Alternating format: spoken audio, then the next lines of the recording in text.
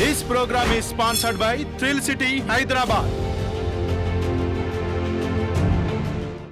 RRR cinema తర్వాత ఎన్టీఆర్ చేస్తున్న భారీ బడ్జెట్ చిత్రం దేవరపై ఇప్పుడు భారీ అంచనాలు ఫ్యాన్స్కు సరికొత్త ఉత్సాహాన్ని ఇస్తున్నాయి. ఎన్టీఆర్ ఈ సినిమా కోసం 2 ఏళ్ల సమయం కేటాయించడంతో అసలు సినిమా ఏ రేంజ్లో ఉంటుందా అని అందరూ ఎదురు చూస్తున్నారు.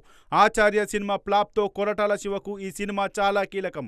ఇక ఎన్టీఆర్కి కూడా ఇప్పుడున్న పరిస్థితిలో ఈ సినిమా విజయం అవసరం.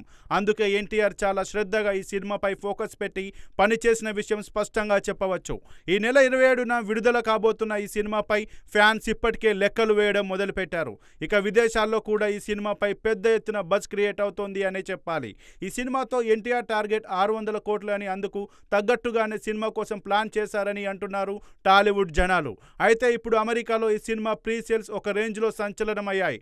ఎన్నడూ లేని విధంగా $5 లక్షల పైగా వసూలు చేయడంతో అందరూ షాక్ అవుతున్నారు. ప్రీ బుకింగ్కే ఈ రేంజ్లో క్రేజ్ ఉంటే సినిమాకు హిట్ టాక్ వస్తే ఎలా ఉంటుందా అంటూ ఫ్యాన్స్ ఆశగా ఎదురు చూస్తున్నారు. రీసెంట్గానే ప్రీ బుకింగ్స్ను యూఎస్లో ఓపెన్ చేయగా అక్కడ ఈ సినిమా హాట్ టాపిక్ అవుతోంది. ఇప్పటికే టాలీవుడ్కు కల్కి సినిమా కొత్తగా టార్గెట్ పెట్టింది.